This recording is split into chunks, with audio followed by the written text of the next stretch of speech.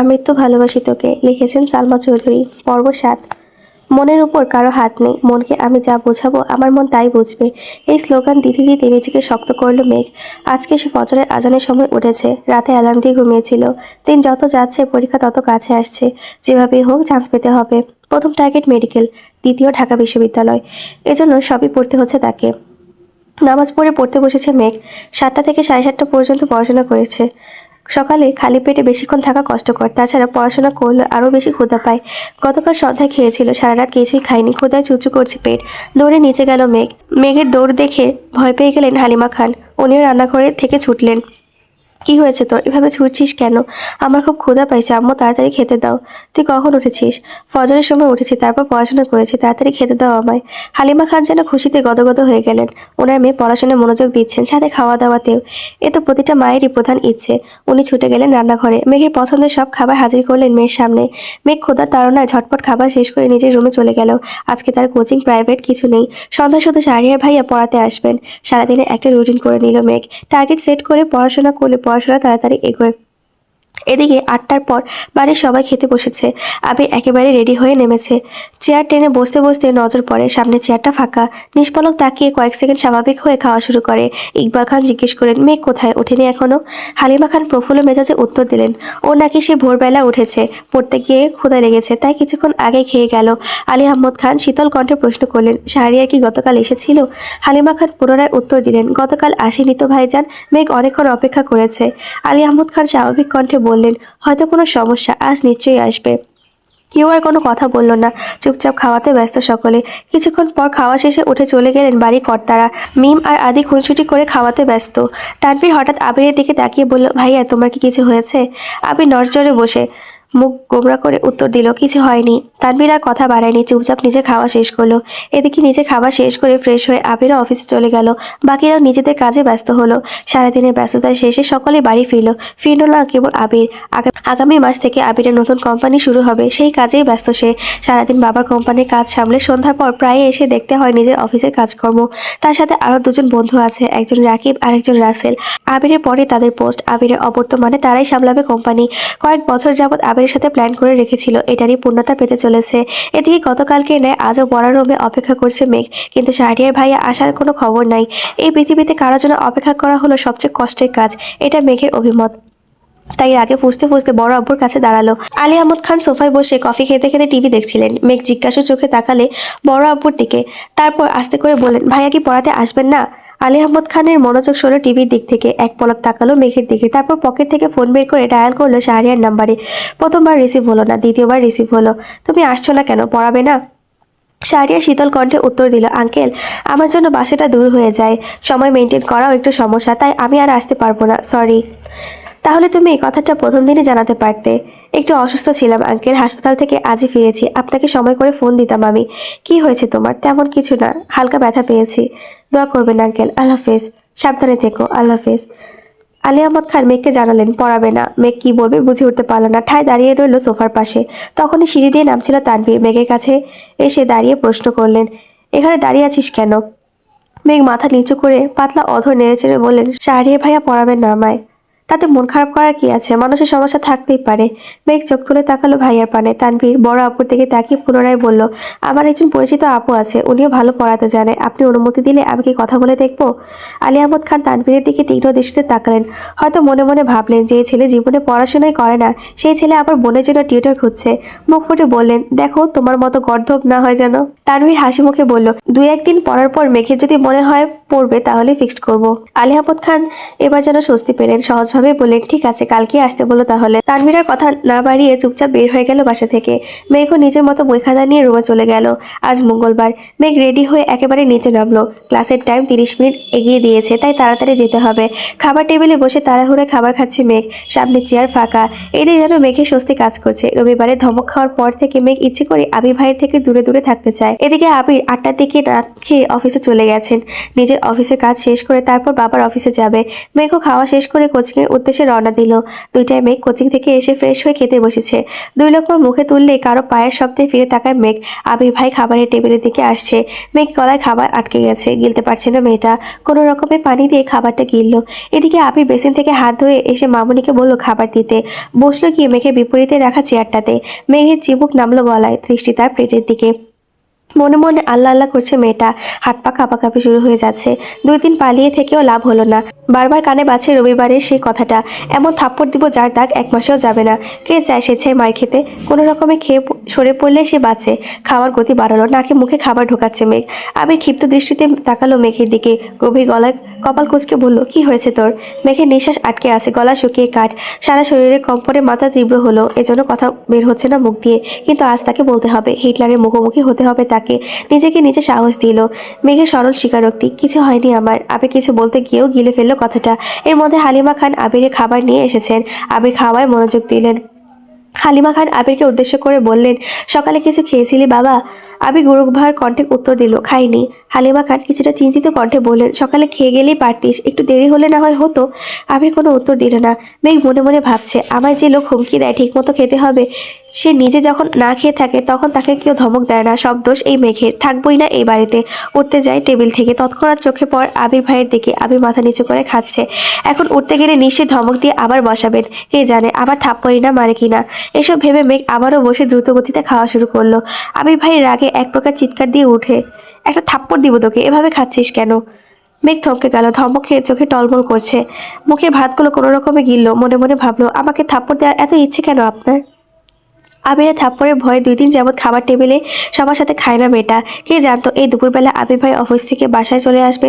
জানলে হয়তো আগে খেয়ে নিত, না হয় আবির ভাই আসার পর খেয়ে আসতো। কেন এই মানুষটা তার সামনে আসে, কেনই বা এত রাগ দেখায় ভেবে পায় না মেঘ। হঠাৎ মনে পড়ে যায় ঘুম থেকে উঠে বলা স্লোগানটা, মনের উপর কারো হাত নেই, মেঘ ভয় পাবে না আবিরকে। তারপর স্বাভাবিকভাবে পেটে ভাতগুলো শেষ করে হাত ধুয়ে সিঁড়ির দিকে যেতে নেয়। সোফার কাছে পর্যন্ত যেতে মিম আর আদি দৌড়ে এসে জাপটে ধরে মেঘকে। আকস্মিক ঘটনায় মেঘ কিছুটা ঘাবড়ে গেল। তারপর স্বাভাবিক কণ্ঠে বলল, কি হয়েছে তোদের? মিম ফিস ফিস করে মেঘকে বলল, আপু প্লিজ আবির ভাইয়াকে বলো না আমাদের নিয়ে বাইকে ঘুরতে, কখনো বাইকে ওঠেনি, প্লিজ বলবা। মেঘ কিছু না ভেবে বলল, আমি বলতে পারবো না। প্লিজ প্লিজ প্লিজ আপু, আমার বলার সাহস পাচ্ছি না, প্লিজ তুমি একটু বলো না প্লিজ। মেঘ আবারও গভীর কণ্ঠে জবাব দিল, আমি পারবো না বলতে, তোদের ঘুরতে ইচ্ছে করে তোরা বল। মেঘ মনে মনে ভাবছে, তোরাই সুখে আছিস, আমাকে তো উঠতে বসতে মারার হুমকি দিচ্ছে। এবার আমি এটা বললে নিশ্চিত এখন একটা থাপ্পড় খাবো। আবিরের খাওয়া শেষ। এদিকে আসতে দেখে মেঘ চাইলো সে তাড়াতাড়ি রুমে চলে যাবে, কিন্তু আদি আর মিম আরো করুণ স্বরে বলছে, প্লিজ তুমি বলো না। মেঘ এবার রেগে কটমট করে বলে, আমি বললাম তো পারবো না। মিম আর আদি চুপসে গেল। মেঘ আর এক মুহূর্ত দাঁড়ালো না, সিঁড়ি দিয়ে উঠায় ব্যস্ত। আবির বিষয়টা লক্ষ্য করেছে। আবির আদিকে জিজ্ঞেস করে, কাকে কি বলতে বলছিস ওকে? মিম শ্বাস টেনে সাহস নিয়ে বলল, ভাইয়া আমাদের আপনার বাইকে নিয়ে ঘোরাবেন প্লিজ। মেঘ সিঁড়িতে উঠতে উঠতে ফিসফিস করে বলেছে, হিটলার নিবে বাইকে তোদের, সেগুড়ে বালি। আবির কণ্ঠ 3 গুণ ভারী করে উত্তর দিল, আমার বাইকে কাউকে উঠাবো না। কিছুদিন পর তানভীরকে বাইক কিনে দিব, তখন ও তোদের নিয়ে ঘুরবে। আদি অকস্মাৎ প্রশ্ন করে বসো, তুমি তানভীর ভাইকে নিয়ে ঘুরো না? আবির এবার স্বাভাবিক কণ্ঠে বলল, এখনো তানভীর আমার বাইকে ওঠেনি, তবে ভবিষ্যতে উঠতে পারে। ওর সাথে তোদের কি সম্পর্ক? মিম আর আদি বোবা হয়ে রইল। মেঘের কথা ফলে যাওয়াতে নিজেকে নিয়ে গর্ব করতে করতে রুমের দিকে যাচ্ছে আর ভাবছে, 2 ভাইয়ের গলায় গলায় সম্পর্ক, অথচ বাইকে ওঠার পারমিশন দেয়নি। ছি। সহসা অভিব্যক্তি পাল্টালো মুখের, বিড়বিড় করে বলল, হিটলারের থেকে ভালো আর কি আশা করা যায়। রুমে গিয়ে সোজা শুয়ে পড়লো মেঘ, ফোনটা হাতে নিল। এই 2-3 দিনে একবারের জন্য ফেসবুকে ঢুকেনি সে। মন খারাপ করে ঢুকলো ফেসবুকে। কিছুক্ষণ ঘোরাঘুরির পর একটা পোস্ট সামনে আসছে। একদিন আগে আবির ভাই ফেসবুকে একটা অসম্ভব সুন্দর ছবি আপলোড দিয়েছেন, সাথে ছোট করে ক্যাপশন লিখেছেন, শূন্যতা আমায় ঘিরে আছে আর আমি ঘিরে আছি মোহে। মেঘ ছবিটা দেখে যতটা খুশি হলো তার থেকে বেশি চিন্তিত হলো ক্যাপশনে কি বুঝিয়েছেন উনি তা ভাবতে। সে ক্যাপশন বোঝার চেষ্টায় মগ্ন হলো, উনি কি সত্যি কারোর সাথে রিলেশনে আছেন?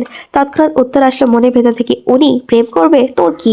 তোর যে উঠতে বসতে থাপ্পড় দেওয়ার ভয় দেখায়, তো লজ্জা করে না এই হিটলারকে নিয়ে ভাবতে? সঙ্গে সঙ্গে ডাটা অফ করে ফোন রেখে দিল মেঘ। সত্যিই তো, সে তো আবির ভাইয়ের উপর রাগে আছে, তাহলে আবার আবির ভাইকে নিয়ে ভাবছে কেন?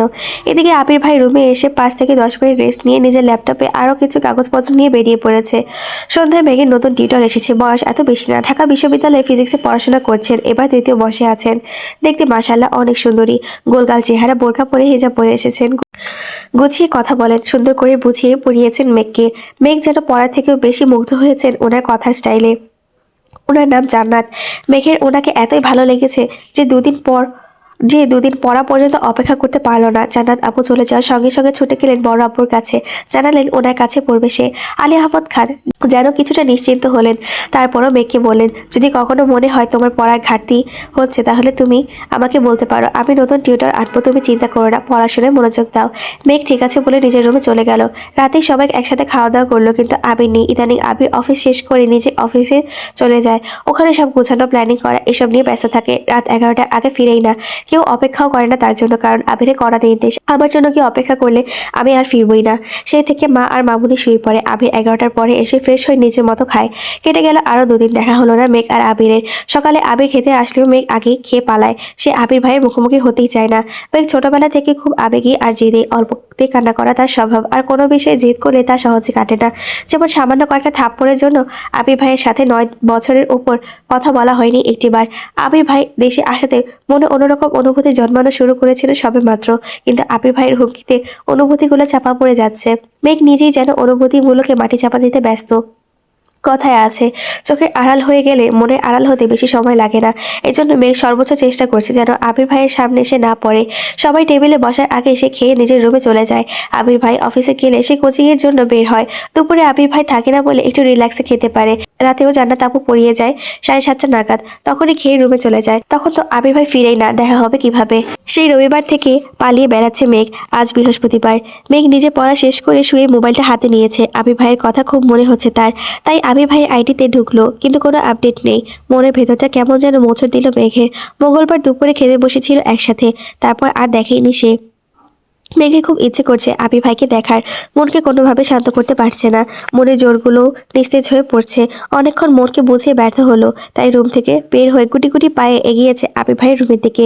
রাত তখন 11টার উপরে। ড্রয়িং রুমে একটা হালকা আলোর বাল্ব জ্বলছে, পুরো বাড়ি অন্ধকার।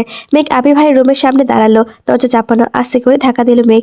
চেক করতে চাইছিল খোলা কি বন্ধ। মেঘের হালকা ধাক্কাতে খুলে গেল দরজাটা। কিছুটা ঘাবড়ে গেল মেঘ। যদি আবির ভাই রুমে থাকে তাহলে আজ থাপ্পড় নিশ্চিত। তাই দুগালে হাত দিয়ে আস্তে করে উকি দিল রুমে। বারান্দায় বাল্ব চলছে, সেটার আলোয় রুমে আসছে। মোটামুটি আলোকিত হয়ে আছে রুমটা। আবির ভাই কোথাও নেই। বিছানা টান টান করে পাতানো, টেবিলে বই, খাতা, কাগজপত্র এলোমেলো, সাথে একটা ল্যাপটপের আলো জ্বলছে। চেয়ারের উপর দু একটা কাপড় এলোমেলো হয়ে পড়ে আছে। ছেলেদের রুম সচরাচর যেমন হয়। মেঘ মনে মনে ভাবছে, আবির ভাই কি এখনো ফেরেনি? নিজের রুমের দিকে ফিরে এক কদম এগোতে কানে ভেসে আসে গানের সুর। দাঁড়িয়ে পড়ল মেঘ। মনে মনে ভাবছে, কি গান গাইছে আবির ভাই নয়তো? আবারও গুটি গুটি পায়ে এগিয়ে এলো সিঁড়ির কাছে। মেঘ এই জীবনে সন্ধ্যার পর ছাদে যায়নি। সবাই গেলেও যায় না, ওর ভয় লাগে। সন্ধ্যাবেলা নাকি তানারা ঘুরে বেড়ায়, সারা রাত ছাদেই থাকে। এই ভয়ে ছাদে পা বাড়ায় না। সিঁড়ির নিচে থমকে দাঁড়ালো মেঘ। এই গান কি তানারা গাইতেছেন আমাকে আকৃষ্ট করে নেওয়ার জন্য? যাবে কি যাবে না এটাই ভাবছে মেঘ। বুকে সাহস নিয়ে 2 কদম এগিয়েছে মেঘ। একটু উকি দিয়ে দেখলো ছাদের দিকে। ছাদে গেট খোলা। এটা দেখে মনে সাহস পেল মেয়েটা। তানারা গান গাইলে গেট খোলা দরকার কি? এরপরও আল্লাহ আল্লাহ করে এগোচ্ছে মেঘ। গেটের কাছে এসে বুকে হাত রেখে উকি দিল ছাদের দিকে। ছাদের এক কর্নারে নজর পড়লো, চেয়ারের উপর হেলান দিয়ে বসে আছে একজন। ছাদের উপর থেকে মেঘ সরে যেতে স্পষ্ট বোঝা গেল এটা আবির ভাই। মেঘ নিস্তব্ধ হয়ে দাঁড়িয়ে পড়লো। এত রাতে আবির ভাই ছাদে কি করেন? কৌতূহল হলো মেঘের। আগে কি গান গেয়েছে তা মেঘ বুঝতে পারেনি। নিচ থেকে শুধু সুরটাই শুনেছে। এখন আবির ভাই নীরব। কয়েক মুহূর্ত পর আবির ভাই আবার শুরু করলেন। ছোট্ট বুকে মেঘ জমিয়ে ক্যান্ডের কাঁদিস পাখি, তুই ফিরবি বলে আমি কেমন সন্ধ্যা নামায় রাখি। ছোট্ট তরি ওমের ডানায় নাক ঘুষতে দিবি কি? বুকের ভেতর ঘুলগুলিতে একলা পাখি হবি, তুই বুকের ভেতর ঘুলগুলিতে একলা পাখি হবি। মেঘ উদ্বিগ্ন নয়নে তাকিয়ে আছে আবির ভাইয়ের দিকে। ছেলেদের গান শিখতে হয় না, তারা খালি গলাতে গান গাইলেও যেন অসম্ভব সুন্দর লাগে। মেঘ মুগ্ধ হয়ে আবিরের গান শুনছে। আবির ভাই একই লিরিক্স বারবার গাওয়াতে গানে মনোযোগ দিল মেঘ। নিজেকে নিজে প্রশ্ন করলো মেঘ, এই গান কাকে উদ্দেশ্য করে গাইছেন উনি? আমাকে নিয়ে নয়তো? একটুকু বলতেই মুখে হাসি ফুটলো মেঘের। তৎক্ষণাৎ মনে হলো, উনি আমাকে নিয়ে কেন গান গাইবেন? আমি কে? তানভীর ভাই তো সেদিনই বলল আবির ভাই জীবনে কেউ আছে। তাহলে কি তার কথা ভেবে গাইতেছেন? সঙ্গে সঙ্গে হাসি গায়েব হয়ে গেল মেঘের। নিস্তব্ধ আঁখিতে তাকিয়ে আছে সে। বুকের বাঁ পাশে হালকা ব্যথা অনুভব হলো। ওনার মনে সত্যি অনেক দুঃখ। না হয় এমন গান কেউ গায়? এর মধ্যে আবির ভাইয়ের গান থেমে গেল। কিছুক্ষণ নীরব থেকে পকেট থেকে একটা সিগারেট বের করে ঠোঁটে ধরলো। আগুন দিয়ে জ্বালালো সেই সিগারেট। এদিকে মেঘের মাথায় আকাশ ভেঙে পড়েছে। নিজের চোখে বিশ্বাস করতে কষ্ট হচ্ছে। আবির ভাই সিগারেট খান? দাঁড়িয়ে থাকার শক্তিটুকু পাচ্ছে না। অকস্মাৎ দরজার এখানেই বসে পড়েছে সে। মেঘের জাত শত্রু হলো সিগারেট। যেখানে সিগারেটের গন্ধ মেঘ সহ্য করতে পারে না, সিগারেটের গন্ধে তার শ্বাসকষ্ট হয়ে যায়, সেখানে আবির ভাই সিগারেট খাচ্ছেন, এটা যেন মেঘ মানতেই পারছে না। ওষুধ হয় উল্টে নীরবে চোখের জল ফেলে অষ্টাদশী, যাকে সে মিস করেছিল, এতক্ষণ তাকে দেখার জন্য উদ্বেগ ছিল, তাকে খুঁজে এসে এরকম একটা দৃশ্য দেখবে সেটা সে কল্পনাও করেনি। অষ্টাদশীর মনটা নির্মমভাবে হত্যা করেছে আবির ভাই। আবির ভাই অষ্টাদশীর মনে আর বসন্তের ফুলের মতো ফুটবে না। আবির ভাইয়ের প্রতি খুব রাগ হলো মেঘের। রাগের সাথে কান্নার মাত্রাও বাড়তে লাগলো। ছাদের দরজার পাশে বসে ফুপিয়ে কাঁদছে মেঘ। নিজেকে সান্ত্বনা দেওয়ার কোনো ভাষা খুঁজে পাচ্ছে না অষ্টাদশী। আচমকা আবির ভাই হাজির হলো মেঘের সামনে। মেঘ তখনও কান্নায় ব্যস্ত। আবির গম্ভীর কণ্ঠে শোধালো, এখানে কি করছিস?